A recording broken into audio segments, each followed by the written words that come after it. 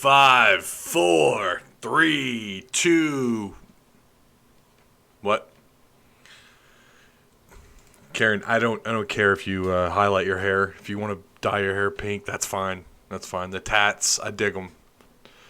The sleeve, the full sleeve, that's great. But the nose piercings, all that stuff, it's great. Look, that's you do you. But flipping people off that drive by the studio / house, and yeah, you can't do that. It's not a good look. I don't care that I flipped a guy off on my YouTube. I don't care. He had it coming. He said I farted on live stream once. So, I don't know. You know, you go do your protest at your rally. That's fine. Okay? You can wear the hat, the pink hat. You can do whatever you want. But flipping people off and, you know, just you're bringing the wrong kind of attention to what? What? Yo, what's going on, Arkansas Razorback fans, SEC fans everywhere? Welcome to the One and Only Pig Trail Network live show. Really do appreciate you guys stopping by. Say hi to Karen. She's the newest. She's number 3 of the producers. She's number 3. And, you know, we're having a little pregame chat. Hope you guys had a wonderful week. Remember to like the video. I'd really appreciate that. You know, tap the old like button. Share the content. Subscribe if you haven't already. And, of course, you know, check out all the links down below. We're killing it. I know I'm not supposed to give the Patreon supporters their quote-unquote 15 seconds of fame, as some dumbass said on a video. Left a comment on my video. But thank you, Patreon supporters. the dumbest stuff in the world people complain about. It's incredible. Oh, look at that. You guys are looking at my OBS. I don't even know how that popped up. Boop, there it goes. I don't know why that was up. It was Karen's fault. Strike one. Ask them. I've got to, like, my leash is short. Okay? It is just short. Yeah, she's already on thin ice. Day one. I switched it up. I'm doing Diet Dr. Pepper. It's the cherry Dr. Pepper. So, you know, cheers. That's something else I'm not supposed to do. I'm not supposed to drink. Can't drink on live stream, or that bothers people. Can't fart. I mean, that's taking away all the fun. No belching. And I'm sure someone's going to come through and be like, okay, enough with the producer, enough with the Patreon support. Stop. I don't care. All right? You do your own show. I'll do mine. How about that? All right. Hope you guys, again, had a great weekend.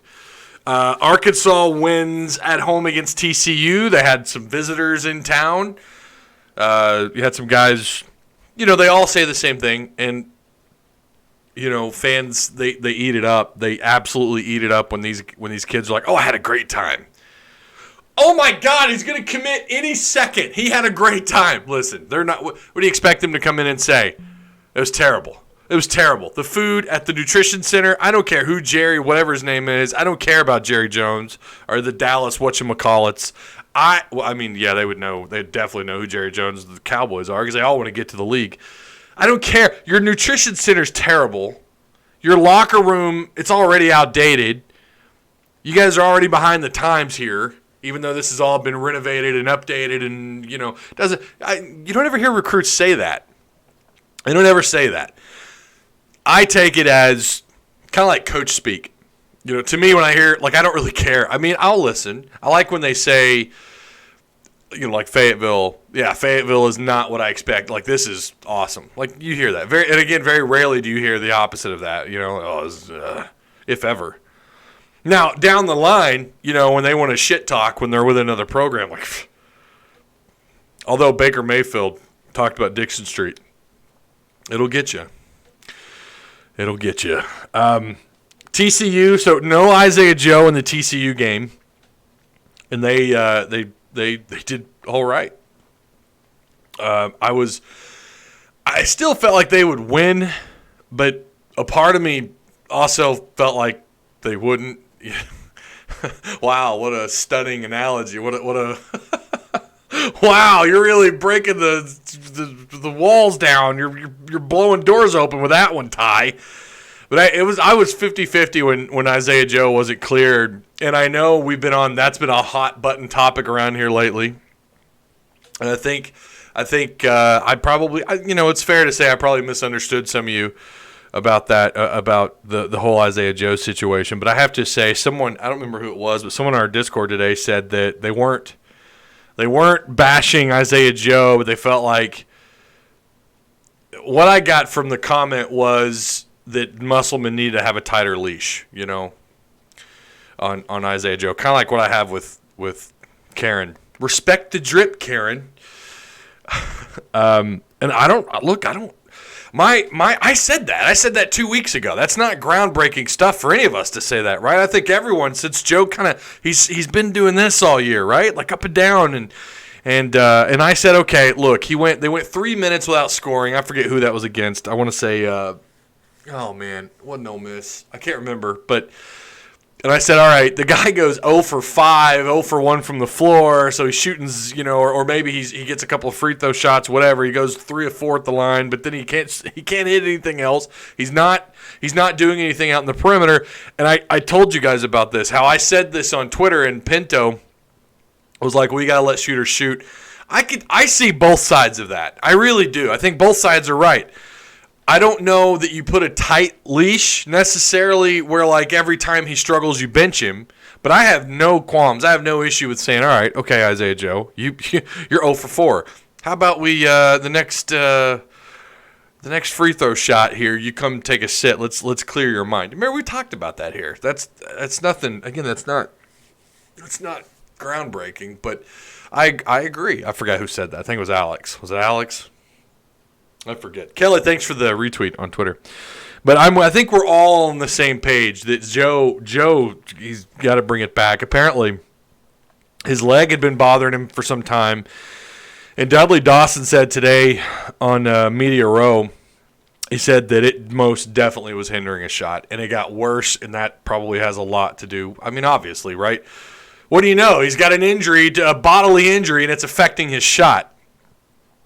And so I definitely think that's what's going on. I don't know. It doesn't sound like Isaiah Joe today actually even participated in practice, so it sounds like it's going to be day-to-day. I don't know if he's going to be good to go on Wednesday night or not. I'll tell you this much. You can't go long without him, and if you think that you can, you're crazy. Even though he may be struggling, I think this is where some of us disagree. Even though he may be struggling, you don't – and I don't know that anybody brought this up – I did see this take on Twitter, though. Someone had said just bench him for the next couple of games or have him come off, as and maybe you bench him, but then you let him come in and play, or like let him rotate, right? But I'd seen someone, they'd said that, oh, well, just bench him. Let someone else play, let's change this 4-guard lineup anyways, and he's cold. So just bench him. And I'm like, no. You try going into deep SEC play without Isaiah Joe and see where that gets you, right? If you're talking about not letting him be a starter, but then letting him play the 35 minutes anyways, okay, we've seen that. Who was that? Daryl Macon that Mike Anderson did that with, and it actually had a good effect. If you want to do that, that's fine. But what I've gathered from some people, especially Facebook. Oh God, Facebook. Oh my God, such a cesspool over there. But I'd seen that take as well, where it's like, no, just don't even. He's gonna have to earn it in practice, earn his way back in practice. I don't know. The Isaiah Joe stuff, it's a little bit of a conundrum because you don't really know. The last thing that I'm gonna revert to with Isaiah Joe, or the last thing that I could really say on it is, I'm not Eric Musselman. I don't have 1/5 the knowledge that guy has of basketball. I'm going to let him do his job. He knows what he's doing. He is shooting worse than he was last year, but we got to remember Daniel Gafford not there. The offense now designed around him and Mason Jones. So what does that mean? He stands out on highlights, right? When you're watching film, when you're breaking Arkansas, what they do on the offensive side of the court, well, you're going to highlight. We again talked about this too on Hog Talk Pod and here. You're gonna zero in on Isaiah Joe and Mason Jones, and lately it's been Witt as well. And I think Witt is really starting to emerge to be he's starting to take this over. Where Isaiah Joe and Mason Jones may be struggling, here comes Witt. Desi Sills, can we expect more from him moving forward? I hope so. My gosh. How wonderful would it be to have this many consistent shooters, although Isaiah's not exactly been consistent. But, look, it's all about where he's at on the floor, and it's a game of chess. And it doesn't matter if he's 0 for 5, 0 for his first 6. Musselman keeps him out there for a reason. He knows the defenses have to key in on him. It's all part of the game. It's all by design. You know, if anyone understands the struggle way more than any of us, it is Eric Musselman. I'm sure it's way more frustrating for him. I was watching him against TCU, and at one point he turned around, he slammed his hand on the table. God bless Eric Musselman and his Diet Pepsi. Yeah. We could go on and on about the Isaiah Joe stuff. It is this year. It's becoming the biggest question mark for this team moving forward. How do you handle when he's healthy? Of course. How do you handle him? How do you deal with him? If he gets in another slump, what does Eric Musselman do? Again, like I said 2 weeks ago, I thought the right move would be to just let him sit it out a couple minutes, let him get his head on right. But we didn't really see a lot of that. I don't know. Almost near 3,000, Ty. Congrats, bro. What's up? I was 187. Smash that like. Blake, you've been around. You're old school. You're an OG. Like and share. Thank you, Kelly. I appreciate that. Yeah, Joe needs to take a seat when he's struggling. I agree. I agree that Joe at least needs to ride the pine. Now, again, I misunderstood somebody in chat, and someone asked me if I was drunk. I think it was John Kuhn who asked if I was drunk. I wasn't. It was a misunderstanding of what the holy God above. Tommy Lewis, thank you for the donation, my man. Holy crap, dude. Thank you, Tommy. I don't know if you're in chat, but appreciate that. But my understanding was, again, because this is what happens when a player gets cold and he starts to play bad, we all start to, like, oh, my God, what's going on with Isaiah Joe? What do we do? What's going on with Isaiah Joe? What's the answer? And we panic. And you do see people, like I already mentioned, you see people who overreact, and they're like, bench him for the rest of the year. Let Desi Sills take over. Although Sills is catching fire. I don't know that, look. If he can continue to shoot like he did against TCU and play and get that kind of production, hey, I'm not going to, whatever. But so that was my understanding of the question that someone had said. And I did say earlier in that show, like, bench him, but I meant, like, for like a couple of minutes. Let him get his head right. Let him get this thing figured out. You can't bench your stars for long unless they're in foul trouble, like good old Mason Jones. I swear he has a habit getting 2 fouls every first half. And it's a good move. I like what Musselman does. He's like, all right, I'll let you sit for the final 5-6 minutes of the first half, and we'll bring you out in the second half and see what you could do. I was impressed with the way they handled TCU without Isaiah Joe, who really is. I know he's struggling this year. I think he's still on several draft boards, I believe. He's still regarded as a first-round draft pick. Well, I have a hard time seeing that right now. I don't know. If he bounces back and he won't do what he did last year. We all need to just come to grips with that. That's not going to happen. You don't have a presence down low to help distract out in the perimeter. Watch every time out in the perimeter. Defenses understand we got to play tight man, and we got to push them off the line out in the perimeter. So he's not going to get near those numbers. But if he can at least improve on his game and come back up to where he was at during certain times, especially during non-con earlier on in the year, then he'll see his draft stock start to rise. Hog fans, on another hand, are in a pickle there because it's like you want him to do better, but if he does better, his stock might just skyrocket. He's a tall, lengthy guard. He's a hell of a shooter. He could hit from anywhere on the floor. He could take a game over with his shots. The NBA sees him as a true first-round prospect, and when he starts to shine a little bit, well, they might bring him back on up, and he may not come back next year. You've got the question about Mason Jones as well, and, of course, Witt's a senior anyways, but Musselman addressed Witt today. I don't know if you guys caught that. I was listening to it in the car, and he had said something like he could see him. And I didn't catch all of what he said, but it sounded like he was kind of insinuating that Witt could get to the league but would have to work his way onto a roster. Man, I don't know. His game, again, Musselman knows a hell of a lot more than any of us, but he's played great this year. You can't play well with a bad wheel. That's a very good point, YouTuber. You can't. Don't stop driving the Ferrari just because it has a flat. Anthony, that's a good point. Wait, is it though? Don't go to Facebook about Razorback anything. It's a dumpster fire. It is. It's so bad. We put a poll out. Pepsi, one of them has to go. Pepsi or forward-facing Hog. I don't know how many. You only get 2 options on Facebook. And so I don't know how many we saw. And some people went back and deleted because I think they came to their senses and were like, wow, that was stupid. But they're like, why either? Or why not both? Or just pick one. God. This isn't an essay here. Tykes Crawford said he had big news coming on his Instagram today. Wonder what that could be. Grant, last I heard, there's some great issues with him. As far as I know, I don't think he's in the picture for Arkansas. Then again, anything can happen. Facebook is creepy, brother. You're right, man. We absolutely be Joe to play. You're right, man. We absolutely. Oh, I see. I think you meant to say need. Okay. The good news about the slumps, maybe they come back.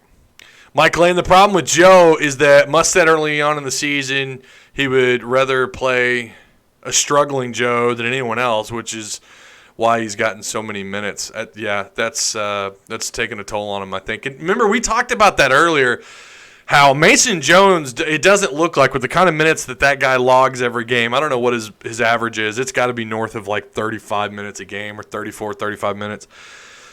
His average. I could be wrong. I don't know. But, and we talked about that here. Is that eventually going to wear on these guys? And it didn't look like with Mason Jones that it was, and you wonder now the wear and tear. Has it caught up with Isaiah Joe? So maybe there's a durability issue.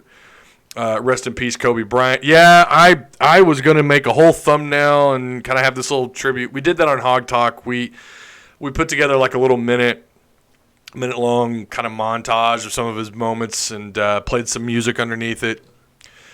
That's sad. Kobe, man, that him and his daughter, golly, that's just hold your loved ones close. It's too bad. Rest in peace, Black Mamba. Muss is the coach. We're the fans. Fans need to let coaches do what they do. And you're right, YouTuber Trump. I agree. But it's okay to have an opinion, though, okay? Stars don't have to be benched for long. Nope. Donation for what? Yeah, I know. I got a PayPal donation. There's a link down below. Toll, you're more than welcome to check it out. If Hogs beat South Carolina, I feel better about this team. Yeah, scrappy. They're scrappy. South Carolina's scrappy, and I told you guys earlier in the year, don't take your eyes off of them. Rest him until he's 100%. We need a postseason run. There's nothing wrong with that. How far up will this 5-star raise our ranking? Okay, so they got a kicker who is not, I believe, even on. So here's the thing. With kickers, they have this Cole's camp, and he's rated a 5-star on that camp. I guess that's a kicker's camp. And the tweet or the message that I had sent to me was that it was a 5-star from there, and phone's blowing up. So he's highly rated, pretty highly thought of. What little research I could do on him, he was one of the higher-rated kickers at the camp, and they gave him 5 stars. Recruiting sites struggle with kickers. It's really bizarre how they rate kickers. So you kind of have to go to these other, kind of like baseball. You've got, I don't know how many recruiting sites, Baseball America and D1 and all these sites. And then, of course, just the recruiting sites. And so it's kind of strange how I would compare it to that, when you're trying to do research on a kicker. It's the information is everywhere, and I guess it's just really hard to rate a kicker. But this kid, pretty highly thought of. And, again, this site gave him 5 stars. It won't have an effect, I don't believe. It may be something where 24/7 Sports goes back and pencils him in. I don't know. I tried Googling his name. I never heard of him. His name is Vito Calvaruso. Probably butchering that. And I guess he took to Twitter and said he was committed to the Arkansas University. So he had to delete the tweet and go back and University of Arkansas. I don't know where he's from. The name sounds like Spanish. It sounds, Vito Calvaruso. But yeah, there's all sorts of film everywhere on this kid. There's kickingworld.com. Know how I was talking about. There's all these different sites. Of course, you've got Max Preps, of course, but prokicker.com. He's rated pretty high on a lot of these. So I think on ProKicker, I'm not going to lie to you. I don't spend a whole lot of time on these. They have him. Oh, my gosh. They have his oh, man. They have his picture from when he was like 10 at some event. Oh, man. Because he's like 6'3", and here they have him listed at 5 foot, 85 pounds. Could you imagine?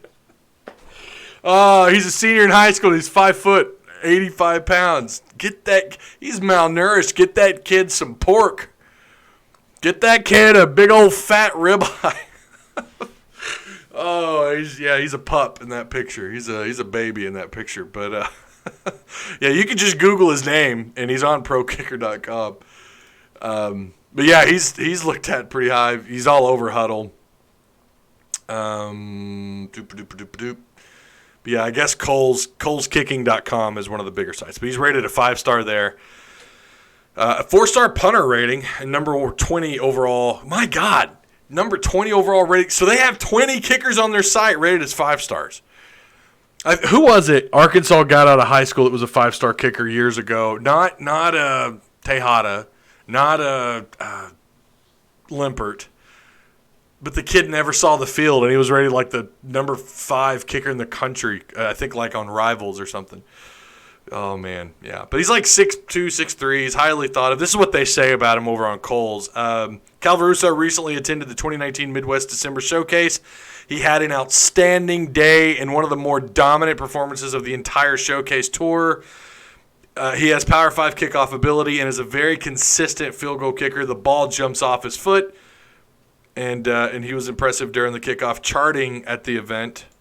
Calvaruso attended the Coles National Scholarship Camp in July of 2019.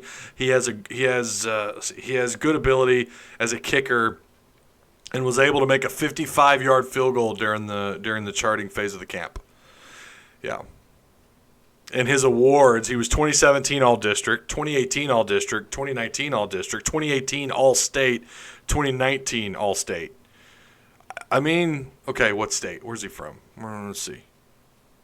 Is he from Missouri? It says, okay, I'm assuming that's Missouri. So there you go. That's what we have on him. He's from Missouri. Definitely Italian. Veto haters. Sounds Italian. He still looks 10. Yeah, I mean, what is he, 16, 17? What I saw said 6'3", 180. Cole Hedlund. Was Cole Hedlund that highly rated? I cannot remember. But they had no, it wasn't Cole. They had another kicker. I think it was during the Nut era. He was like a top 5 kicker out of high school and never saw the field and ended up transferring and not doing anything. I swear I'm going to have to go back and look that up. And then again, maybe he did do something. Maybe it was Tejada. Shows you how much I keep up with kickers. Damn, this kid is good. Yeah, he's got a lot of love. That doesn't always translate because, nerves for – I couldn't be a kicker. There's no way. All right. Since we're still kind of – let's go back to basketball really quick. Let's talk about South Carolina really fast, and we'll get into the official visitors for the upcoming weekend. Arkansas is favored in this game according to the ESPN Basketball Power Index, which I think has only been wrong about the Hogs once this year. Kentucky, I think, is the only game where the Basketball Power Index was. Maybe I'm wrong. No. Indiana was favored. That's right. But I mean at home, though. At home, they've obviously only been wrong once because they only have one loss at home. And I absolutely hate that it was Kentucky. Let's talk about what South Carolina does. They are right now in the league. They're 3-3 with an 11-8 record. 11-8 record. Arkansas, obviously, at that 15-4, tied for the second best record. A 3-way tie for the second best record in the SEC with LSU and Kentucky. Overall records, that is. And Auburn still leads the way with that 17-2 record, but they're 4-2 in conference. Kentucky's 5-1, LSU 6-0. Arkansas, that 3-3 is just, man. Hopefully they can improve upon this SEC record moving forward, but it's going to be tough. South Carolina ranked with their scoring kind of south of middle of the road, maybe. They're ranked 218th, but when you consider all the schools at this level, it's really middle of the road. About 71 points a game. They're not an elite rebounding team. Again, they're kind of vanilla there. They average about 37 rebounds per game, ranking them at 131. Points allowed, they're, top 120 at 66.7 points allowed, and then they have a lot of assists. They average just north of about 14 assists per game, so that ranks them about 128. They can move the ball around. I've watched them a little bit. I've said all year, you know who their head coach is. You don't count South Carolina out. This to me has a tough physical ball game written all over. We don't know if Isaiah Joe's going to be cleared. Like someone said in chat, if he's not 100, I wouldn't play him, and I have to agree with that. I have no problem with letting him sit it out for another game. But South Carolina this year, they beat Kentucky 81-78. They beat Clemson on the road. They beat Virginia on the road. Now, Virginia is not the same Virginia from a year ago, but they beat them on the road by 11, 70-59. Now, they've fallen, obviously, since that rank. They also beat they had one more, I thought, really good win. They clobbered Wyoming. Good grief, 66-32. Yeah, their non-conference schedule, though, is not bad. Wichita, they played Wichita State, and they lost pretty bad, 70-47. They weren't ranked at the time either, but, Arkansas, obviously, this is another one of those, obviously, you got to win everything from here on out. No Isaiah Joe. Look, these are two really good coaches about to go at it. This is going to be a hell of a matchup. It's going to be on SEC Network at 7:30. Of course, you've got Luke Never Shaves over on Twitch for those of you who don't have access. Although I can't blame you for wanting to listen to Chuck and those guys. I don't blame you at all because they kill it. I love Zimmerman, man. He is so fun to listen to, especially after the games. I've talked about that here. But I like Arkansas's chances. But again, I think it's going to be one of those, whoever has the ball in the final two possessions. It's got that kind of game. It's got that feel to it, And I thought the same thing with TCU, especially with Isaiah Joe out. I think it was maybe it was a couple friends of mine or my dad. I can't remember, but I said this has final two possessions written all over it, final 2 or 3 possessions. And Arkansas was in control of that the entire game. So maybe that's the case. South Carolina does have some size. They have a couple of guys that can rotate. They've got a couple of 6'11" guys. But, they are a little bit bigger, but this isn't a super talented team, and Arkansas has definitely faced better teams and won. I think Indiana is probably a good comparison as far as where they're at in their year versus where South Carolina is currently. Indiana, no one really knew. How about Indiana though? I think they're coming off a loss, but they're kind of getting things the Big Ten. I was listening to the radio and they said that the Big Ten right now could be sending. Of course, we're a long ways away from from March Madness and the selection committee and all that, but right now they're scaling at somewhere between 7 and 9 teams out of the Big Ten going to the tournament. And it only makes us look better too in Indiana if they continue to look well. What are they doing right now? I was just looking at that the other day. They're 15-5.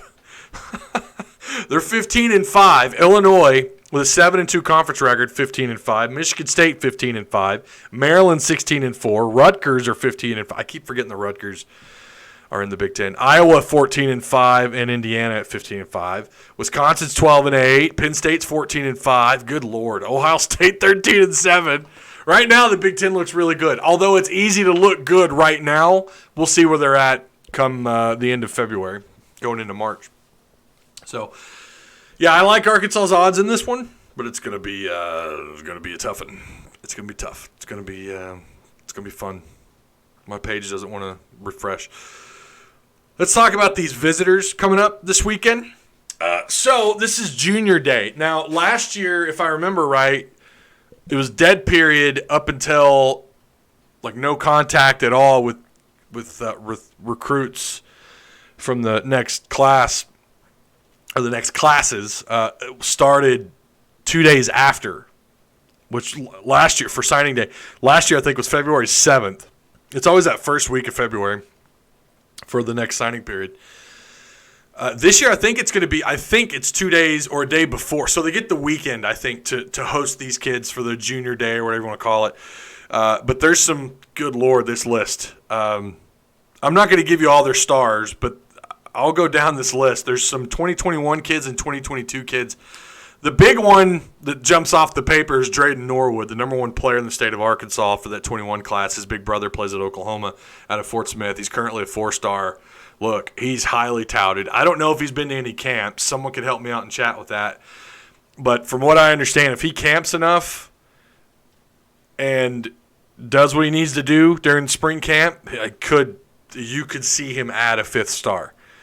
Like, people believe he is that level of talent. It also helps his big brother, obviously went on to Oklahoma, and there's some, what do you want to call it? There's just that name status that these kids, sometimes the kids with that name, with family, kind of get the benefit of the doubt. They're kind of given that extra leeway when it comes to the rankings. I don't know if there's any real truth in that, but you do see that from time to time. Big brother goes on and does big things, and little brother benefits because of the last name and the relationship and everything, whatever. But Drayden Norwood is a big-time corner. That's a must-get. And then you got Hunter Washington, who's going to be on campus. Terry Wells, going down this list, a lot of offensive linemen. Let's see, you got 1, 2, 3. Okay, no, I'm sorry. I thought I messed up. That's an OLB. So I thought there were like 5 offensive linemen. It's actually like 3. Terry Wells, Cole Joyce, Corey Platt, Deldrick Withers, Buddy Gaston, who's a quarterback out of Joe T. Joe T. Robinson, by the way, loaded. There's going to be 1, 2, 3, 4 kids. Look at Little Rock. You've got Parkview. You got Aaron Outley out of Parkview, who's getting some love apparently. But you've got a defensive end in Deldrick Withers, Buddy Gatson, the quarterback, Hunter Smith, the safety, James Jordan, the wide receiver / safety, so he'll be an athlete probably. All out of Joe T. You got a kid out of Jonesboro. What up, Kelly? Your neck of the woods. Marco Avant. I have seen that name come across. And then the 2022 class, you got another Joe T kid, another Joe T Robinson, and Marion Harris. Offensive, he's a tackle out of Joe T. And then Daryl Searcy. Oh, my gosh. Joe T is rocking it. Joe T bringing some kids. Now, it doesn't necessarily mean because they're all coming on a visit that they're going to have a ton of star power. I think several of these kids aren't even ranked yet. But Sam Pittman, as far as I know, I don't know about scholarship distribution on these kids just yet. I think they offered at least 2 of those Joe T kids. Again, chat will have to bail me out on that. But Joe T's shouldn't really surprise anybody, really. You got Andrew Chambly out of Maumelle, Arkansas. Isaac Thompson out of St. Louis, Missouri, corner. A lot of corners. Torino Pride, another cornerback. You got a couple of running backs. James Joyner, and we already mentioned Daryl Searcy. Hunter Smith is a safety. And then you got 2, of course, Drayden Norwood and Hunter Washington, the other 2 corners. Man, Joe T. Robinson's killing it. Look at that. Getting a lot of kids on campus. How many is that? 1, 2, 3, 4, 5, 6, 7, 8, 9, 10, 11, 12, 13, 14, 15, 16, 17. Is that right? 17 kids? 17. That's a lot. Let's see. South Carolina is like Dr. Jekyll and Mr. Hyde. What's up, Richard? Hope all is well, man. Tulsa beat Memphis over the weekend. Yeah, Tulsa's doing a good job, too. How about Tulsa? Keep killing it, Tulsa. Sup, everybody from Cortez, Colorado. What's up, Robert? Hope you're doing well, my man. Richard, you're right. Hard to pick against those guys. Joe's in a slump because of injury. Yeah, no, we talked about that, Michael. Little Rock doesn't put near enough talent out. What's up with that? Well, they used to. I heard a really good interview. I think it was Keith Jackson Sr. on Bo Mattingly's show. I think he addressed that a little bit, and he said that parents, it's a combination of parents and, the last 7 or 8 years, there's been all this awareness, or really the last 10, 12 years, there's all this awareness with concussions and injuries, and everyone wants to be the next LeBron. think we talked about that here, but like Little Rock, the question is, why aren't they putting out more basketball talent? Because apparently that's where a lot of those kids, that's why you're not seeing the football. Like a lot of kids are ducking out and trying to play basketball. We need to get a Little Rock head coach on the Hog Talk podcast and have them talk about that a little bit. But Little Rock used to be just, good Lord, the talent out of that part of the state. What's up, Gavin? What was your reaction to Kobe? Sad. Bummed me out. As a Celtics fan, and I was listening to some people today talk about it. They were kind of in the same boat. They're like, as Celtics fans, you hated him. You hated playing against him, but you had such mad respect for him. I played a clip on the Hog Talk today. If you guys got a chance to listen to it, the minute intro, and right in the middle of that, you hear them chanting, Kobe, Kobe. Well, that was actually at the Garden. At the Garden in Boston. They gave him a standing ovation when he turned around and saluted the crowd, his final game at Boston. And for Celtics fans to root a Laker on is like, we hate the Lakers. We hate them. They hate us. We hate them. It'll be that way throughout the rest of history. And for them to pay him that kind of respect, it just speaks volumes. The kind of player, and obviously, I don't have to tell you guys. Hell, my wife doesn't pay attention to the NBA. She knows who Kobe Bryant is. My dad can't. He's just not a fan of the NBA. He knows who everyone knows who Kobe Bryant is. And man, you hate it. And I'm, like I said on the Hog Talk, I watched his final game. I think it was against Utah. He put up a ton of points. I didn't catch the entire because the first half we had something going on with the kids, but I watched the second half, and he's just going off, man. What did he have, like 50 points in that game or something? It was insane. Everything he put up went in. Utah was playing him tough. It was Utah, right, that he put up those points against, right? Am I crazy? I think it was Utah, his final game. But I just remember, we'll never see this again. We'll never see that kind of – we won't see Kobe ever again doing that. I fully believed he's done. He's done. He's done with the NBA. And now it's like we'll never see him again. And it's just so sad, man. Then, of course, his daughter everyone will remember where they were at when they heard about the news from Kobe Bryant. I saw it. Actually, it was Pinto on Twitter when he said something about Kobe dying in a helicopter. No, come on. This is fake news. Then it just started rolling, one thing after another. And I started refreshing, waiting to see if Kobe Bryant would say something on Twitter like, hey, that wasn't me, I'm okay. We've seen that before. Where there are rumors of celebrity death or whatever, and then they come out, they're like, no, I'm fine. I wasn't involved. I was waiting for that. Just like with Rick Fox. Rick Fox, who I'm not going to go into – we know who he played with the Lakers, good friends with Kobe, and I used to watch this show called the Jace Hall Show on IGN. It's a gaming website. And he would have Rick Fox on there. And the next thing I know, I start to I like Rick Fox. I think he's a funny, cool guy. And I start hearing this, and I'm refreshing Twitter waiting to see if Rick Fox is like, hey, I wouldn't. And you never hear anything. And I'm like, crap, maybe he was in the helicopter. And then his family, obviously came out, and they were like, no, he wasn't involved. He wasn't in the helicopter. But it's so sad, man. I don't know. We could have filled up half that podcast today talking about Kobe memories and watching him dominate my Celtics. It's sad. It's just unfortunate. It really is. Was it 60 points? Man, oh man.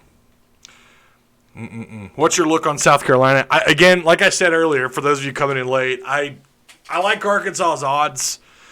It's going to be a fight, though. I think it's going to be final minutes. I think it's our final 2-3 possessions. That's the kind of ball. It's come on, man. South Carolina, you don't ever doubt them. Now, they've got some, I think they had to roll the roster over this year.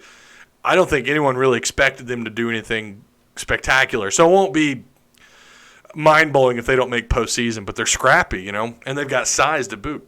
Are we still supposed to yell, Kobe, when we shoot a paper? When we shoot a paper wad to the trash can? It can seem kind of disrespectful to yell a person who just passed to a trash can. I will always do that. I didn't do that, though. I'm a Celtics fan, man. That's blasphemy for me to do that. I'll say Pierce or Larry Bird, I'll go down the list of Celtics before, but maybe I'll have to do one I'll do it one time.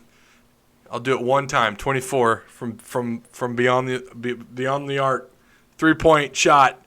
2 seconds on the play clock. Yeah, that'll be me. Hated Kobe. Man, I'm telling you. Here's a Celtics fan. Hated Kobe when the Celtics played them, but I respect the hell out of them. I cried like a baby when I heard that he died. He's a legend, and I hope he rests in peace. That's not the way he was supposed to go out, right? Like, that wasn't the way Kobe was supposed to go out. But then again, death comes for all of us. I could get done streaming here, and I could, stroke out on the floor or something. I mean, 41, wasn't that his age? 41 years old, young, and I don't know, man. He had a love for the game, though. He really did. Who started the Rick Fox thing?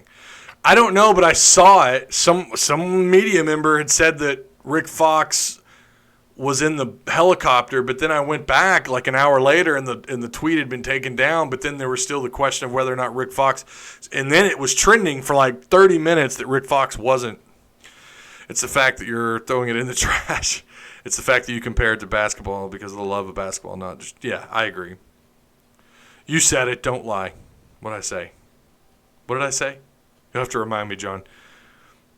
Kobe did say, "I want to die young.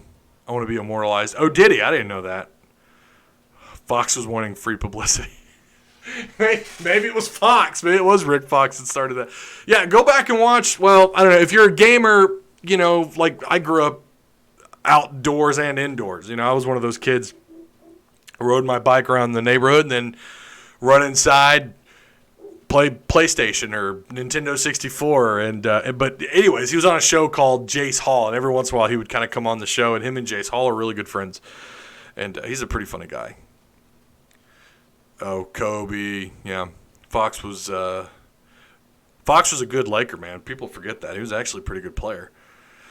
So, wait a minute. We landed a 5-star kicker. Yeah, they did, according to, what's the name of that site? I just had it pulled up. Cole's Professional Camps. He's a 5-star kicker and a 4-star punter.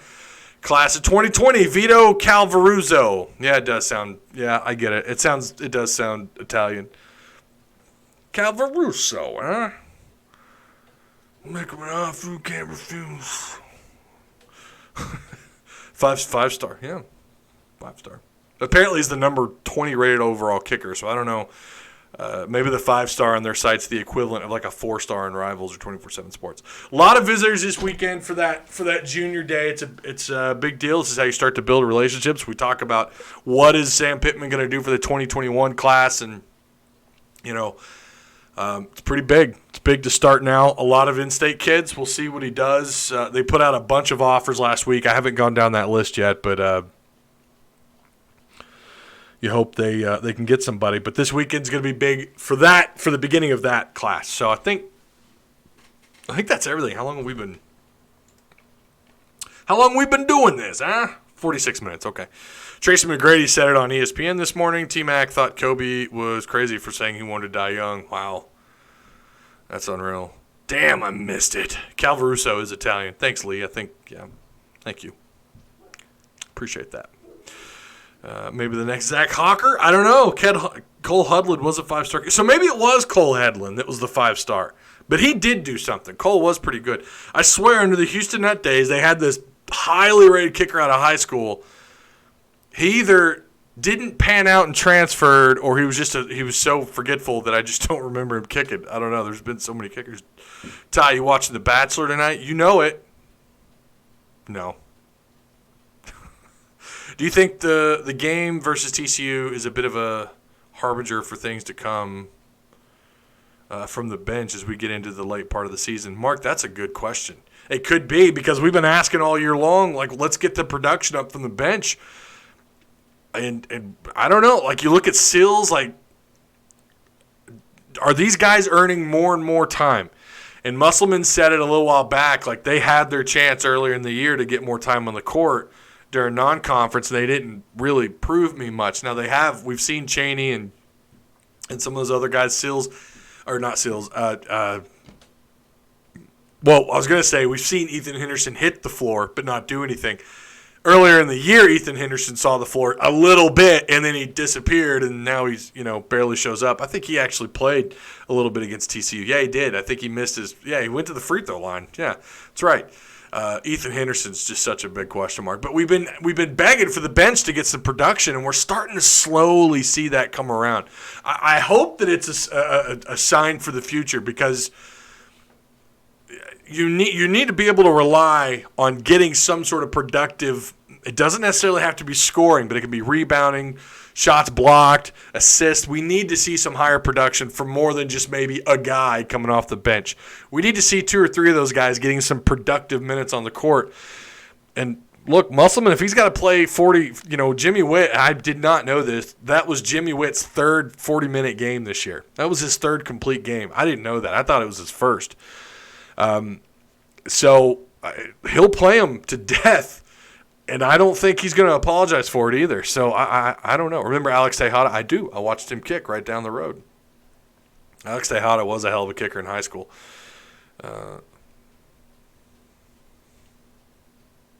Money and nice helicopter, no guarantee. I don't know. What, Michael?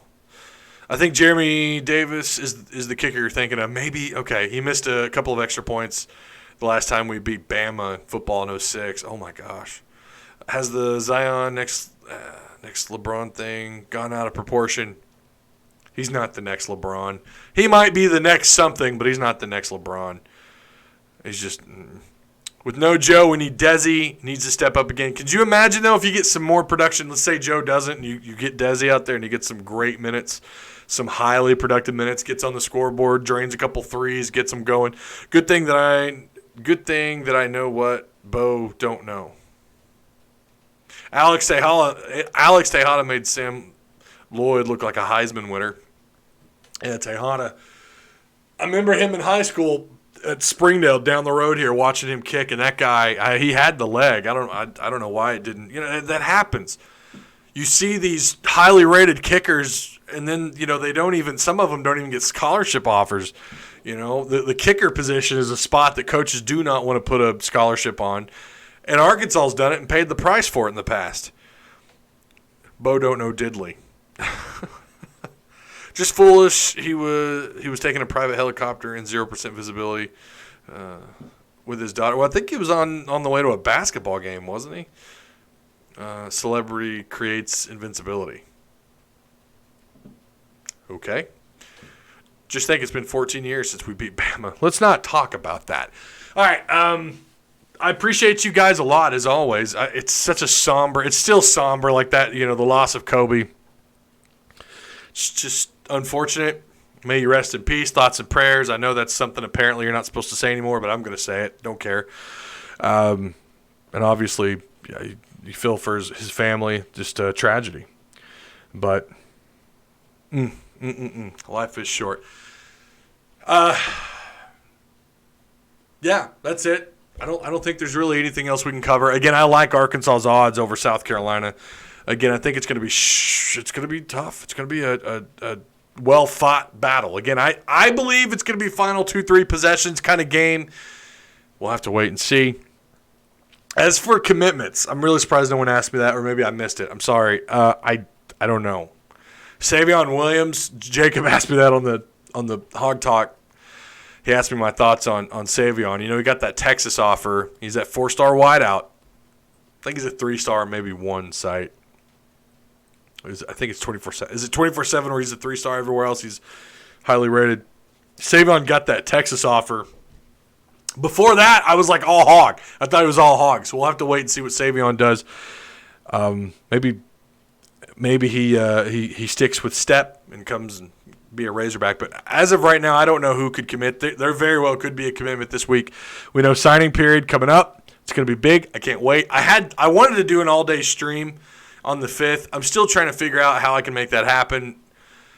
Odds are maybe I'll do something mid-afternoon, or maybe we'll try and catch a player and try to, I could share my screen, kind of like what Luke Never Shaves does on Twitter or on Twitch. Maybe I'll do something like that, and we can maybe, watch a kid pick up a hat and throw it on the ground. I want to do something like that. I think that'd be really cool to live stream an event like that. I think that'd be neat. So it'd be a first for the channel. But I'll keep you guys posted on that. If it can happen, we'll try to, I'll keep you up to date on Twitter and here on YouTube. So my 5-year-old is currently beating on the wall, so I'm going to go deal with that. You guys have a good rest of your day. Probably we'll have a post game after the South Carolina game, I would imagine. But then again, anything could happen. So, again, I'll keep you up to date on that as well on Twitter and on social media. Woo Pig Suey, and I'll see you guys on the next live stream. Thanks a lot. Oh, yeah, subscribe. We're coming up on 3K. Let's get there. Coming up on 400,000 views. Hey, and also to everyone who's been donating, holy cow, thank you. Tommy Lewis, that was awesome. I appreciate that, man, and all the Patreon supporters. I'm giving you your 15 seconds of fame. That other guy can go blank himself. I'm actually kind of surprised I didn't say it. But you guys, I appreciate you. But for all of you who came through live streams and come through and support everything that I do here and on the Hog Talk, those of you who support us on the Hog Talk and listen, those or those of you who don't, rather, or don't know that exists, the link is down below in the description box. The Hog Talk Pod link is down below. So appreciate you. You guys, again, have a good rest of your week, and I'll probably see you on Wednesday, more than likely. If, like I said, if not, I'll let you know. Woo Pig Suey.